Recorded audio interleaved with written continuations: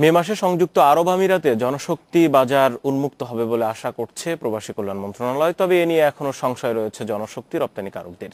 বাজার খোলার পর তা যেন আবারও বন্ধ না হয় সে লক্ষ্যে সরকারের কূটনৈতিক তৎপরতা বাড়ানোর উচিত বলে মনে করছেন বিশ্লেষকরা।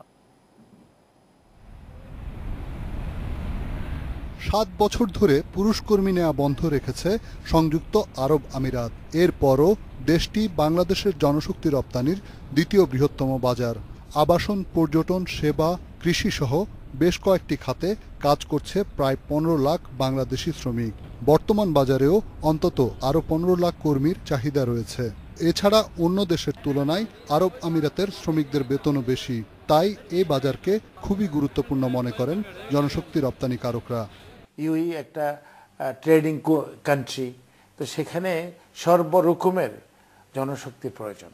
ইউই খুললে বাংলাদেশ থেকে A to Z সর্বরকমের লোকে যাবে বলে আমরা মনে করি।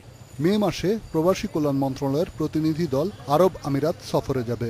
এরপরই বাজার খুলবে বলে মনে করে মন্ত্রণালয়।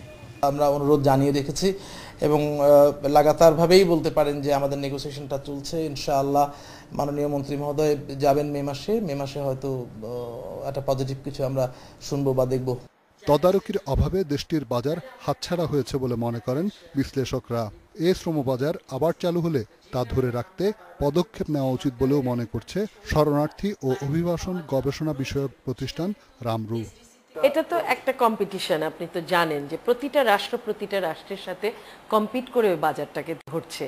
তো তাহলে কম্পিটিশনের ভেতরে সবাই সব রকম খেলা খেলবে। এখন বাংলাদেশকেও সেই খেলায় প্রচন্ড রকম যোগ্য হতে হবে। আগামীতে আরব আমিরাতই হবে জনশক্তি রপ্তানির সবচেয়ে বড় বাজার, এমনটাই মনে করছেন বিশ্লেষকরা। রিশাদ হুদা, ইন্ডিপেন্ডেন্ট নিউজ, ঢাকা।